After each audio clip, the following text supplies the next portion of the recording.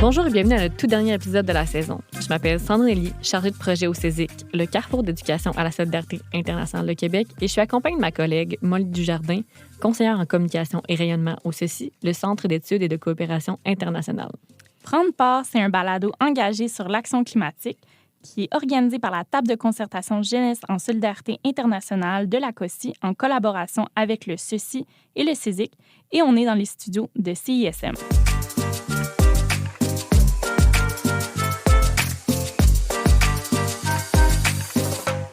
Dans cet épisode, on reçoit Albert Lalonde. Albert, tu as été co-porte-parole du collectif Pour le futur Montréal, derrière les grèves pour le climat dans les écoles secondaires en 2019.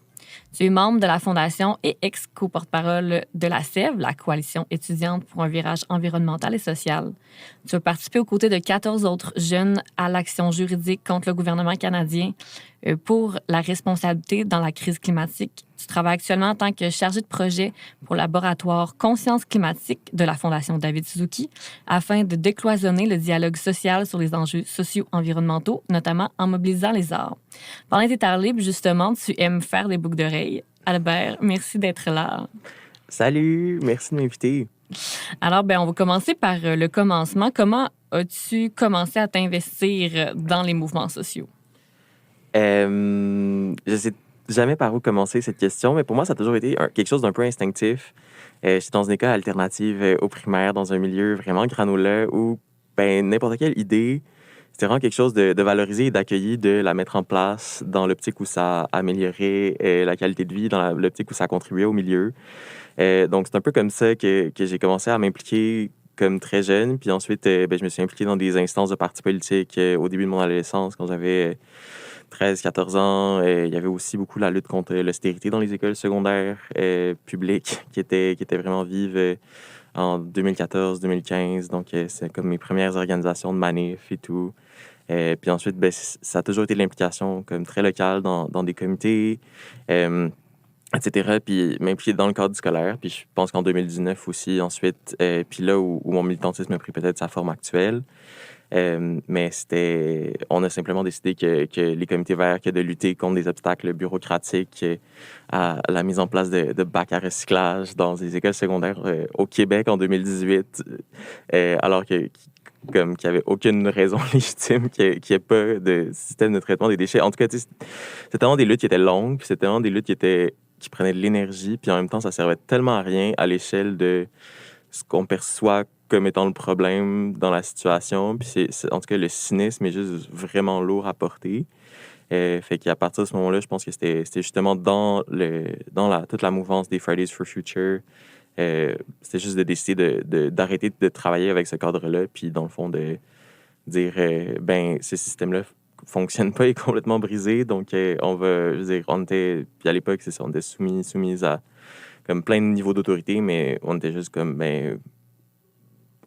j'ai juste le mot, le fuck it, mais on va juste annuler, faire des grèves, bloquer notre école, puis on faisait juste, on bloquait les portes de l'école avec nos corps, puis il y avait quelque chose ou un rapport à l'interdit, puis évidemment, c'était un processus démocratique collectif, on avait voté en assemblée générale, comme ça se fait pour les cégeps et les universités. Mm-hmm. Mais à l'époque, dans notre vie, en tout cas, puis pour moi, c'est vraiment peut-être le fondement de mon activisme, puis la fondation de comme mon approche au changement social, c'est de, on faisait des choses qu'on croyait pas qui étaient possibles 2 semaines auparavant, puis c'est de créer des espaces, de juste se réunir ensemble, puis de réaliser que la force du nombre, ça nous donne un pouvoir d'autodétermination politique, même si nous-mêmes, on savait pas qu'on avait des droits politiques. On s'est juste réunis, puis on les a affirmés parce qu'on a réalisé que ça devenait possible, parce qu'on était ensemble. Donc, voilà. Mais justement, sur le changement social, comment, en tant que jeune, tu penses qu'il est possible de créer ce changement social-là? C'est comment créer du changement social en tant que jeune. Je sais pas, je sais pas vous comment vous le sentez non plus, puis j'ai seulement mon expérience pour parler de ça. Mais c'est justement ta vision, comment toi tu vois ça, parce que on peut l'interpréter de plein de façons, puis c'est surtout en lien avec notre expérience personnelle aussi, mais j'ai envie de savoir la tienne, ton expérience à toi. Mm-hmm. Ta relation avec le changement social. Ouais, je pense que d'un côté, je veux dire, si on fait l'étude aussi des mouvements sociaux à travers l'histoire, les mouvements jeunesse puis les mouvements étudiants ont toujours été un foyer de changement social, un moteur de changement Assez social pionnier. super important. Oui, Mm. puis je pense que... Mais concrètement, je veux dire, il y a différentes façons de l'aborder. D'un côté, il y a je veux dire, je pense qu'il y a un élément où on a simplement accepté dans notre société que l'âge était un motif valable pour discréditer l'opinion d'un individu. Je pense que c'est vraiment important, comme notamment si on lit, par exemple, toute la littérature autour de l'éducation relative à l'environnement, notamment les travaux de Lucie Sauvé, qui travaille au Centre de recherche sur l'éducation relative à l'environnement et à l'éco-citoyenneté de l'UQAM, qui est vraiment une sommité mondiale en la matière. Mais par exemple, si on revient à la racine grecque du mot cité, ben, c'est le lieu de prise de décision collective.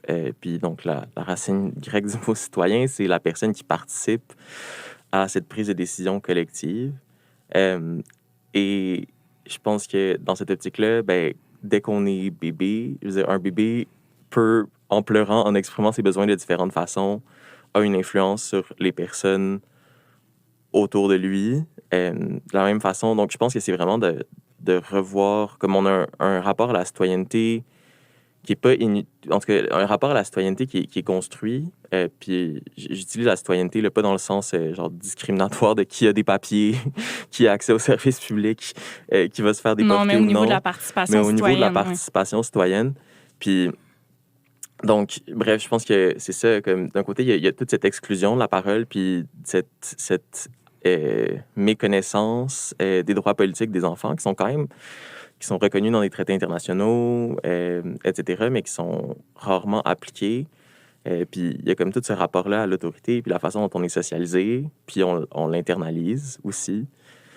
Donc, je pense que c'est ça, c'est de déconstruire des trucs qui sont aussi très interpersonnels. Mais c'est ça. Puis je pense qu'il y a aussi... C'est important de voir, quand on parle d'accès aux espaces décisionnels pour les jeunes, puis de créer quelque chose qui est très important, je pense, c'est de créer du pouvoir formel puis du pouvoir institutionnel pour les jeunes. Puis les jeunes, je parle des mineurs, je parle des jeunes adultes. Dans l'optique où ben, on constate, par exemple, qu'en ce moment, nos systèmes décisionnels, je veux dire, le système électoral, on dit tout le temps « Ah, les jeunes votent pas d'un ton accusateur », mais on se demande rarement pourquoi, j'ai l'impression, en tout cas personnellement. Ouais, absolument. Puis, je pense que c'est ça, de constater que ben, les personnes élues, les personnes représentées ou les personnes représentantes dans nos assemblées législatives ont toutes au moins la trentaine, sinon la cinquantaine pour la vaste majorité. J'allais dire plus que ça. Exactement. Puis les jeunes qui ont accès aux espaces décisionnels, les jeunes qui sont sur les comités, tout ça, de je sais pas quelles institutions, la Ville de Montréal a des comités. Il y a différentes institutions qui ont des comités de jeunes. Il y a des conseils d'administration. Bon, par la loi, là, deux sièges sur chaque conseil d'administration qui doivent être occupés par des jeunes, etc. C'est bien, mais c'est aussi de voir... Je pense que c'est une question profondément de justice sociale, l'accès à des lieux de pouvoir pour les jeunes, parce que c'est toujours les jeunes qui ont le plus de privilèges en vertu d'une foule d'autres facteurs, la classe sociale, l'origine socio-économique en général. Évidemment, il y a plein de facteurs qui jouent là-dedans, comme le genre, la racialisation, etc. Ça fait en sorte que quand le plus les droits des jeunes, le plus les accès des jeunes aux espaces décisionnels sont restreints, le plus il y a de la reproduction sociale, simplement. C'est pas que les jeunes... C'est pas qu'il y a pas de jeunes qui ont accès à ces espaces-là. C'est juste que les jeunes qui y ont accès, c'est les jeunes qui y ont accès parce qu'ils ont un certain degré de privilège, parce qu'ils sont capables de rentrer dans un certain moule dès un jeune âge. Je veux dire, on voit comme dès l'enfance... On reproduit les inégalités, en fait, qui existent déjà aussi. Exactement. Je veux dire, dès l'enfance, on voit que le vocabulaire qu'on a, le langage est super influencé par le milieu socio-économique duquel viennent nos parents. Puis, je veux dire, juste cette façon-là dont on s'exprime, ça détermine grandement notre accès à certains espaces décisionnels et politiques.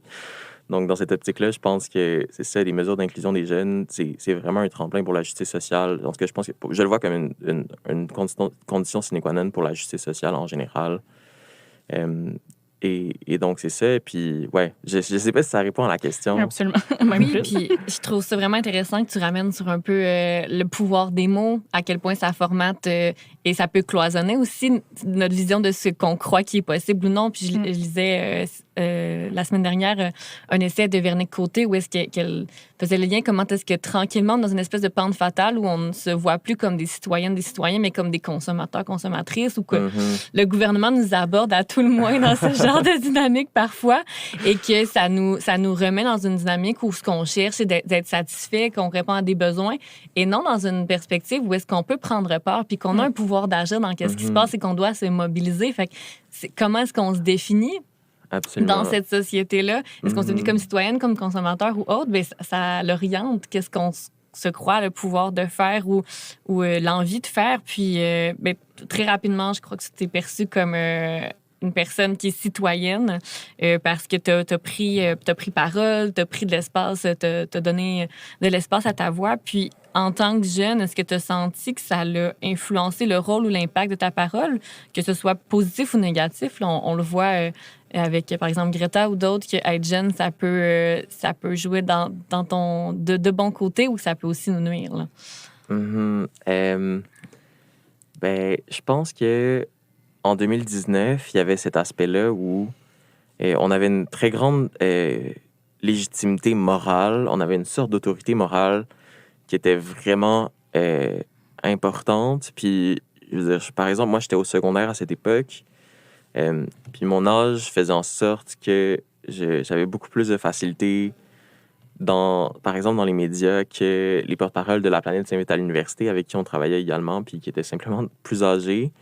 C'est-à-dire que, bon, les gens n'étaient pas forcément plus cléments, mais je pense que il y avait, les universitaires, on les voyait comme des grévistes, alors que nous, je pense que notre cri du cœur était plutôt pris pour ce qu'il était. Ensuite, je crois que c'est ça, on nous écoutait quand c'était du domaine de l'émotion. Puis on était toujours cantonnés au domaine de l'émotion. Puis c'était vraiment, je pense que c'était très lassant parce que, ben voilà, on avait un projet politique qui n'était pas articulé nécessairement. Puis nous, notre but, c'était pas non plus de présenter un projet politique abouti parce qu'on était genre, allô, on a genre 16 ans, puis on sait pas quoi faire, mais il faut faire différemment. Oui, vous étiez introduit pour la première fois aussi. Là. C'est ça, mais en même temps, nos revendications, elles étaient politiques. Nos aspirations, elles étaient politiques. Puis c'était vraiment, on comprenait qu'on affrontait le système capitaliste, puis on comprenait...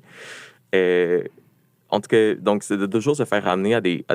Je pense qu'on s'est fait ramener tellement de fois à des réponses infantilisantes. Je veux dire, à l'époque, je sais pas, on avait rencontré le ministre de l'Éducation parce que notre revendication première, c'était la mise en place de la stratégie relative à l'environnement... la stratégie nationale sur l'éducation relative à l'environnement qui a été développée justement par le Centre R, le Centre de recherche de l'UQAM dont je parlais tantôt. Mais...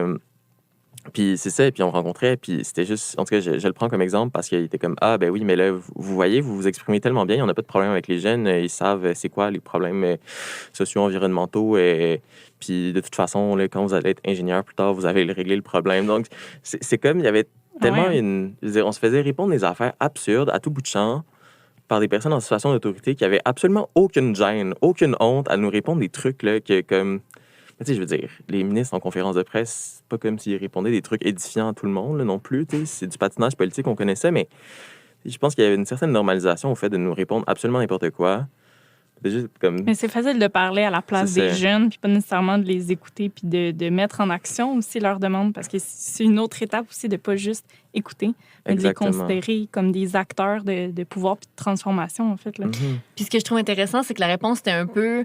Hey, vraiment chouette, vous soulignez un problème, trouvez-nous la solution, mais est-ce que vous diriez ça si c'était, par exemple, une mère monoparentale qui vous dit bonjour, je n'ai pas accès en CPE, est-ce que tu dirais, ah ben cool, arrange-toi? Je me permets de faire un parallèle du genre, là, mais c'est un peu ça, si on était comme, ben vous êtes des jeunes pleins de talent et de potentiel. Trouvez-nous ça une solution. Puis merci de nous aligner dans cette bonne direction. Ouais, la question aurait été différente. Je pense pas que la réponse aurait été Pondez-nous une réponse. Ouais, c'est ça. C'était beaucoup ça, ou sinon c'était genre, c'est juste une gang d'éco-anxieux, éco-anxieuses, woke, Mais c'est d'invalider d'emblée à cause de raisons, tu sais. Exactement. C'est pas donner la chance de... T'as longtemps été engagé bénévolement, puis t'as trouvé comment jumeler, en fait, ton militantisme à ta vie professionnelle. On a mentionné que tu travaillais pour la Fondation David Suzuki. Moi, j'aimerais savoir comment t'arrives à trouver un équilibre entre ton engagement, ton militantisme, puis ta vie professionnelle. Moi, personnellement, je fais la même chose, mais je trouve ça des fois drainant un petit peu au niveau de mon militantisme féministe, de l'appliquer à ma vie professionnelle, puis d'arriver à un équilibre. Je me demandais, toi, ta posture par rapport à ça. C'est toute une question. Je pense que pour moi, c'est un conflit un peu de tous les instants de travailler au sein d'une ONG. Je pense que, en tout cas, la philanthropie aussi, historiquement, a été un moyen de cooptation très efficace des mouvements sociaux. Et donc, j'essaie de toujours naviguer. D'un autre côté, je pense que en ce moment, je veux dire, je vois ça comme étant un peu différent. C'est-à-dire que le travail que je fais à la Fondation, effectivement, c'est lié à ce qui m'anime politiquement. Effectivement, c'est ce qui donne la pertinence à mon travail puis à l'approche que j'ai à la Fondation. J'apporte mon bagage de mobilisation puis d'éducation populaire et c'est vraiment comme ça que c'est ce qui me donne la valeur à mon travail à la Fondation, je pense. Puis c'est aussi mes liens avec les différents groupes militants sur le terrain qui donnent la valeur à mon travail à la Fondation. Et au sein de la Fondation, la raison pour laquelle je me sens à l'aise aussi, c'est parce que je sens que j'ai une capacité d'influencer les choses à l'interne. Puis que mon mandat, ce qui fait partie de mon mandat notamment, puis depuis dans les dernières années, ça a varié, mais c'est beaucoup de justement voir comment les ONG peuvent... C'est quoi le rôle des ONG dans les mouvements sociaux, finalement? Puis vraiment dans une optique de construction de pouvoir. Pour moi, c'est vraiment la grille d'analyse qu'il faut adopter. C'est en ce moment qui a le pouvoir, qui est-ce qui refuse de façon tout à fait proactive de mettre en place les changements qui sont nécessaires à notre survie collective, puis en particulier aux besoins primaires les plus urgents des communautés les plus affectées par les changements climatiques. Dans cette optique-là, comment on construit des contre-pouvoirs, puis comment est-ce qu'on rend le changement inéluctable à travers le pouvoir collectif. Donc, je pense que les ONG ont des ressources, les ONG ont des recours, les ONG peuvent utiliser ces ressources-là. Donc, c'est pas parce qu'on a un milieu des ONG très prospère qu'on a un mouvement social qui a du sens. Je pense qu'on peut avoir des ONG sans mouvement social, puis on peut avoir un mouvement social sans ONG, mais je pense qu'il y a aussi moyen que tout ça, en tout cas, moi, ce à quoi j'aspire, c'est de voir à ce que tout ça se renforce. C'est-à-dire que je pense qu'il y a les ONG avec les ressources qu'elles ont, puis elles ont aussi une stabilité. Les mouvements sociaux, particulièrement le mouvement étudiant, il y a un roulement hallucinant. Les ressources, les associations étudiantes ont des ressources, mais c'est beaucoup plus diffus. Elles sont dédiées à comme 1000 autres enjeux qui ne sont pas la justice climatique. Je veux dire, la condition étudiante est une question importante, puis c'est la priorité des associations étudiantes pour des raisons qui sont... je pense que ça devrait continuer à être la priorité des associations étudiantes, mais bref. Donc, je pense que les ONG ont accès aux médias, donc peuvent... Je veux dire, en ce moment, la Fondation, par exemple, travaille sur la justice environnementale au Québec. Donc, je pense que ça, c'est du travail important qui peut être fait avec ces ressources-là. Puis quand je parle de ressources, je dis au sens large, pas juste des ressources financières, parce que, les ONG ont de l'argent pour certaines. En même temps, c'est vraiment minime par rapport à l'argent que les grandes multinationales ont et investissent en lobbying, etc. Mais bref, donc, je pense que c'est ça. C'est comment...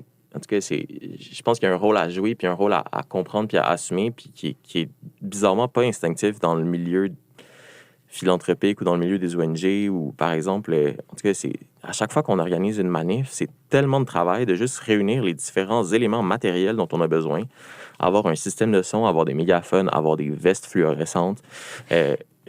Par exemple, là, la Sève, on est un groupe établi depuis plusieurs années, puis on s'est procuré ça parce qu'on a fait nos propres démarches. Mais je veux dire, il y a tellement de fois où je fais juste comme aider du monde à trouver des éléments qui devraient juste être accessibles. Puis, comment ça se fait que dans les 20 dernières années, il n'y a personne dans les multiples ONG environnementales ou qui travaillent sur une foule d'autres sujets dans la grande région de Tiohtià:ke, Montréal, qui a pensé à faire une bibliothèque, entre guillemets. On pouvait emprunter du matériel militant pour faire en sorte que ça prenne pas comme plein d'heures de plein de monde de juste trouver des maudits mégaphones. Fait je pense que c'est ça. Il y a comme des aberrations de comme pourquoi est-ce que ces trucs-là se sont pas passés avant. En même temps, il y a une réceptivité aussi. Moi, je suis arrivé avec beaucoup de cynisme dans les ONG aussi parce que je pense que le mouvement qu'on avait de jeunes, c'est justement beaucoup fait récupérer. C'est-à-dire que quand c'est des groupes qui font le travail, c'est des groupes étudiants chaotiques, qui blabla, qui n'ont pas forcément le savoir-faire. Puis, en tout cas, les journalistes aiment ça quand c'est bien structuré, quand ils parlent à quelqu'un qui, cette personne-là a un nom, un titre, elle peut, mais c'est pas comme ça que ça fonctionne. On s'attend des groupes sociaux d'être organisés comme des institutions. Exactement. Alors que là, c'est ça. Les ONG, les journalistes aiment ça. C'est des institutions qui ont une structure stable, qui ont des porte-paroles, qui ont des mandats clairs, etc. Bref, quand il y a une différence entre les personnes qui font le travail c'est pas les mêmes groupes qui font le travail sur le terrain versus qui ont accès aux médias pour parler d'un certain sujet, puis vers lequel les médias naturellement se tournent pour parler d'un certain sujet. Puis s'il n'y a pas un effort proactif de la part de ces groupes-là pour être comme, hey, écoutez les gens qui sont sur le terrain, écoutez les jeunes qui font le travail. Puis, tu sais, souvent, en 2019, il n'avait souvent pas cet effort-là conscient.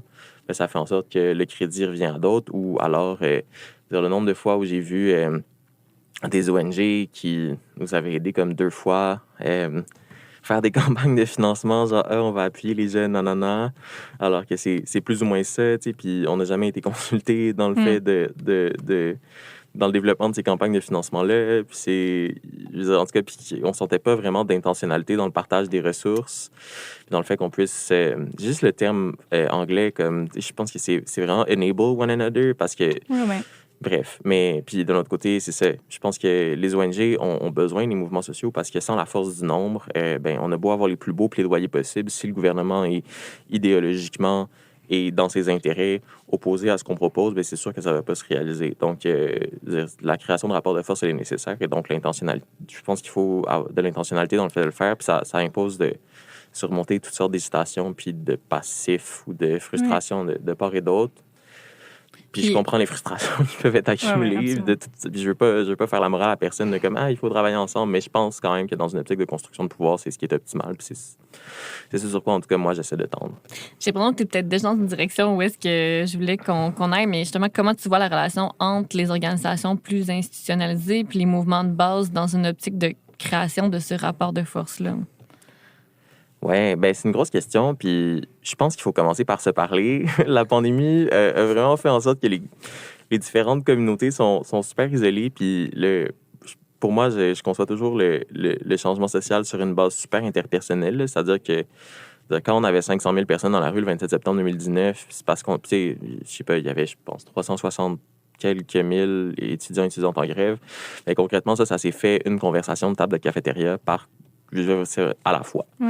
C'était vraiment comme une conversation à la fois. Puis c'était l'influence d'un envers l'autre. C'est ça. Puis, donc, je pense que de la même manière, il faut se connaître, il faut se faire confiance. On ne peut pas travailler ensemble.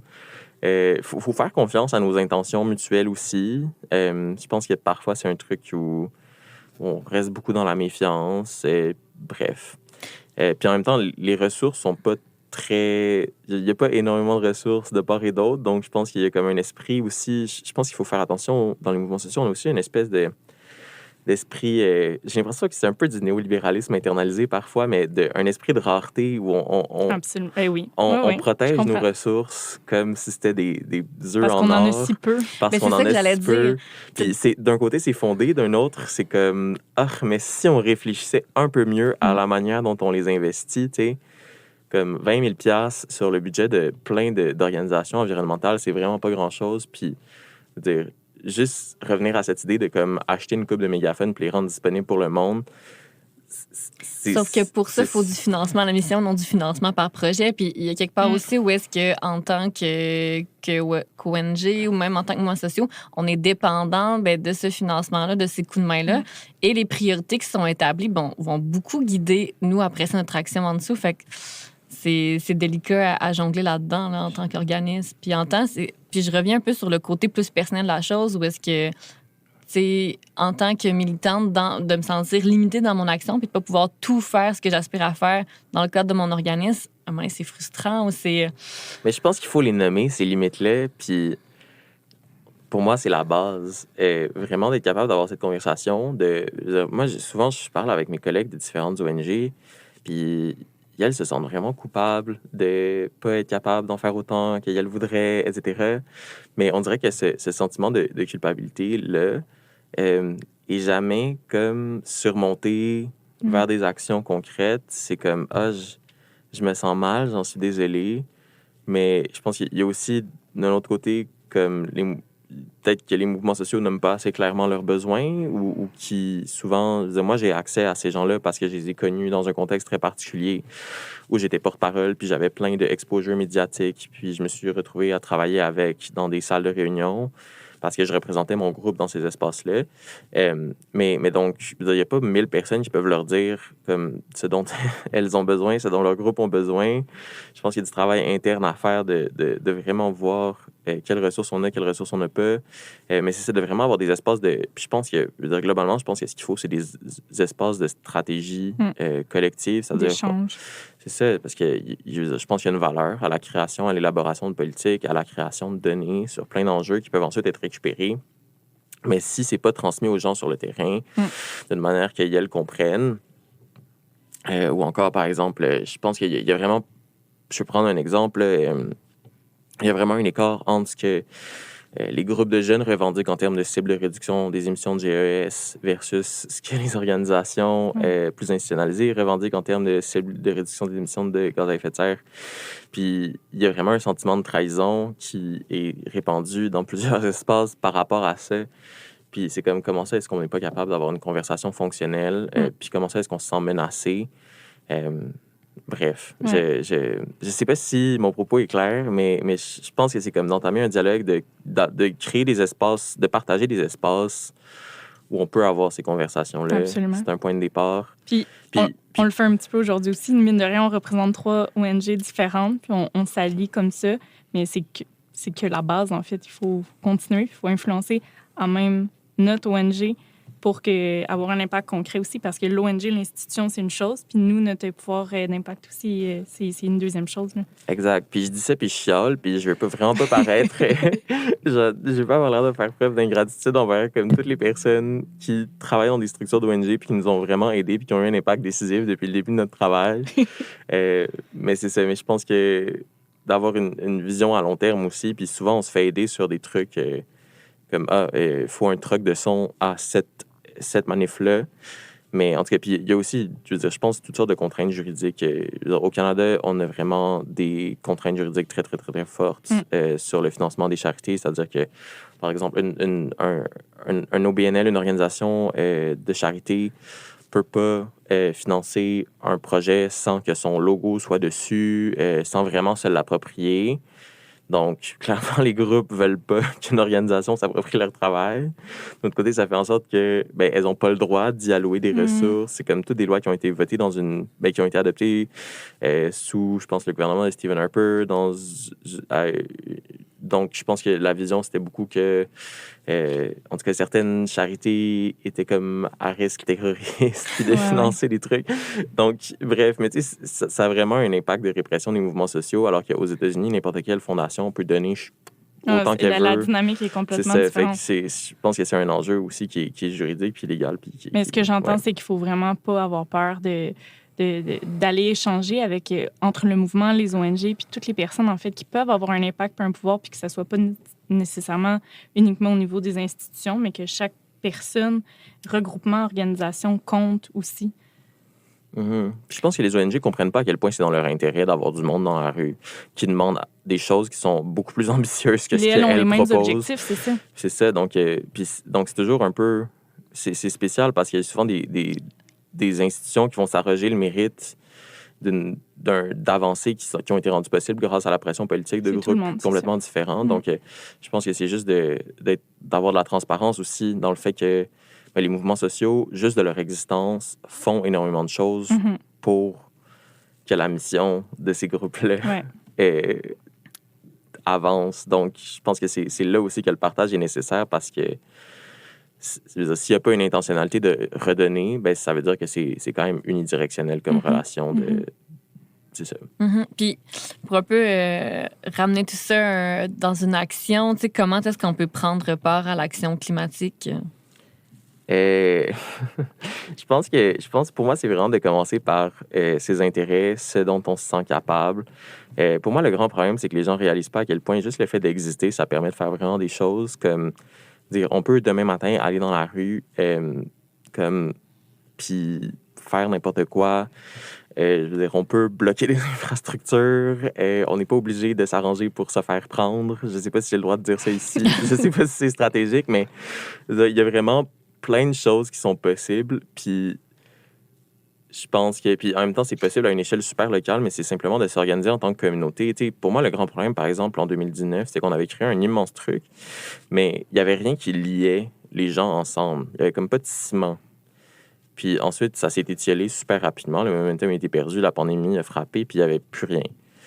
Mais concrètement, dire, si on peut bâtir des structures communautaires qui nous permettent d'avoir du pouvoir, puis si on s'enracine dans le territoire puis dans les gens, pour moi, c'est ma vision du changement. Puis je pense que c'est comme ça qu'on peut forcer le gouvernement à faire autre chose, puis aussi mettre en place le changement de façon locale. Je veux dire, il y a tellement de... Pour moi, la crise climatique, c'est comme... C'est un combat contre les violences, beaucoup de violences qui sont structurelles et normalisées. Par exemple, le fait, je veux dire, les personnes en situation d'itinérance, il y a une crise du logement, énormément de précarité, les gens ont de la misère à se nourrir et tout. Puis il y a des choses qu'on peut faire concrètement dans nos communautés. Puis on peut le faire avec une vision non seulement de juste, je veux dire, au-delà de la bonne action, on peut le faire comme quelque chose qui est dû à d'autres membres de notre communauté parce que c'est le monde dans lequel on croit. Puis on peut le faire parce que, comme s'inscrivant dans une vision de transformation sociale où ben, on crée des structures où à la fois on s'aide mutuellement, mais on crée du pouvoir politique. On peut allier mobilisation et aide mutuelle. Vraiment créer du tissu social, recréer de la solidarité à une échelle communautaire. Une communauté, ça peut être un quartier, ça peut être une école, ça peut être un centre communautaire, etc.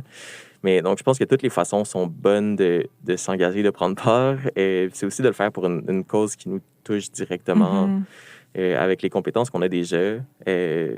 Puis, c'est ça, juste de... Je veux dire, moi, un de mes apports militants, c'est de cuisiner pour les rencontres de la Sève. Genre, je prends vraiment plaisir à faire les soupers. Puis en ce moment, j'ai pas le brain juice pour faire autre chose nécessairement.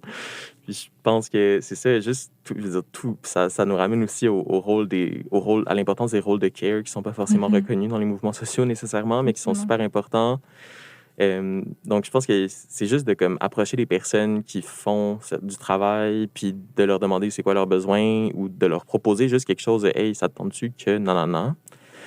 Ou sinon, je pense de partir, je veux dire, identifier un besoin, puis ensuite établir ça peut être un peu compliqué, puis je pense c'est pas un truc qu'on apprend à l'école, mais juste de voir comment on peut concrètement changer la situation, puis je veux dire, il y a le passage institutionnel pour le faire, il y a la voie de la rue, puis de bloquer des trucs, puis de rendre, en tout cas, forcer un peu ce changement-là. Je pense que les deux peuvent très bien s'allier, puis c'est pas une dichotomie, c'est pas une dualité absolue, c'est important en tout cas, d'avoir cette vision. Et c'est ça, dans cette optique-là. Puis en même temps, c'est aussi une super façon d'apprendre. Je pense que, dire, nous, on manquait à l'école les vendredis, là, concrètement, quand on était au secondaire. Mais juste le fait d'être dans une manifestation, de réaliser, bon, apprendre à manifester, c'est déjà une chose. Exactement. C'est comme réaliser qu'on a des droits politiques, comprendre comment les faire, veiller, agir pour leur réalisation de ces droits-là. Puis, je veux dire, moi, j'avais 16 ans, je savais pas c'était quoi un communiqué de presse, puis, je veux dire, du jour au lendemain, là, aujourd'hui, je fais des relations de presse tout le temps, toute la journée.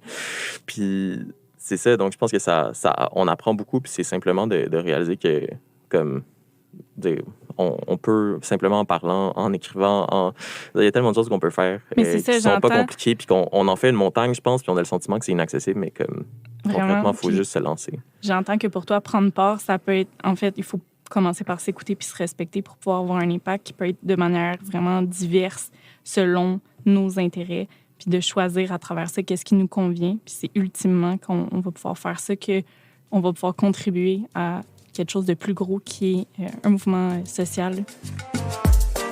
Wapkun Mestokosho, militante Innu pour la protection de la rivière Magpie au Québec. Je pense que le rôle des Autochtones doivent jouer pour les changements climatiques, c'est la guérison.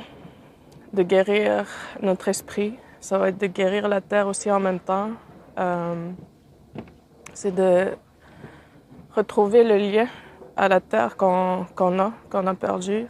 Comme je disais que personnellement, moi j'aimerais ça, c'est un rêve que j'ai depuis longtemps de retourner vivre sur ce territoire-là, de parcourir comme mes ancêtres l'ont fait, de connaître ce territoire-là, de l'occuper, de l'explorer, pour la connaître,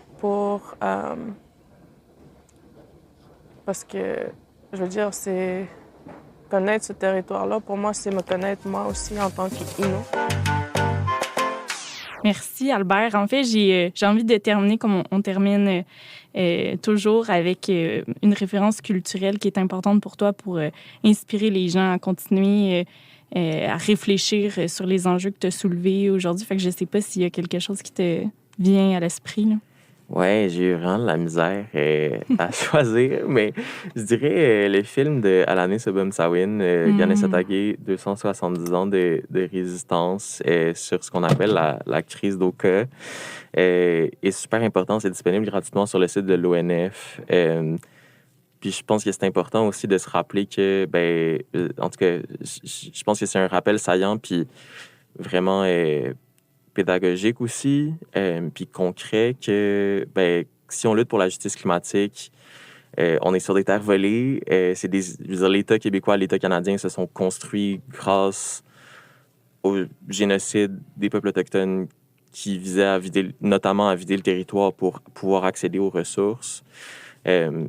Puis donc, je pense que c'est ça, l'affirmation, en tout cas, cette solidarité avec les peuples qui détiennent, les nations qui détiennent la souveraineté sur le territoire, qui n'ont jamais cédé leur territoire, qui n'ont jamais signé de traité, tout ça est super importante. Puis aussi, je veux dire, malheureusement, l'exemple de la crise d'Oka montre la criminalisation puis la répression qui était vraiment brutale quand la communauté Kanien'kehá:ka de Kanesatake a essayé de se mobiliser. Puis je veux dire, c'est quelque chose qui revient en ce moment dans les luttes wet'suwet'en. On le voit je veux dire, à chaque fois qu'il y a des mobilisations de défense territoriale directe de nations autochtones sur leur territoire souverain. Donc, ouais, je pense que c'est important de se mettre dans ce contexte-là, puis de vraiment réfléchir, voir à quel point aussi le racisme dans ce film-là est vraiment terrible. Puis, en tout cas, à partir de là, pour moi, c'est source de beaucoup de réflexion. Puis notre rapport au territoire, je pense qu'on peut pas réfléchir à l'environnement ou à la justice climatique sans avoir une vision de notre rapport au territoire. Et je pense que c'est un bon point de départ pour penser à tout ça. Merci vraiment, Albert, pour ta présence. C'était captivant. Puis, je trouve vraiment que cet épisode nous a permis d'approfondir une réflexion en fait sur la place que l'engagement militant peut prendre dans tellement de sphères de nos vies et à différents degrés aussi, de différentes manières. Je réalise aussi que l'autodétermination était très centrale autour de nos échanges. Puis, je trouve que c'est important de le voir dans différentes communautés. J'aime beaucoup quand tu parlais de le faire à l'échelle qui nous interpelle, que ce soit notre quartier ou si tu veux aller au niveau politique ou autre. Donc, vraiment, merci pour cet échange-là qui nous amène, je trouve, beaucoup dans comment est-ce que notre engagement peut aller à différentes ampleurs, à différents degrés. Puis en fait, c'est tout le monde qui peut prendre action par rapport à une action qui le touche au degré qu'en ce moment, il est prêt à offrir. Là. Fait que merci vraiment pour cet échange-là. Merci, Albert. Merci beaucoup.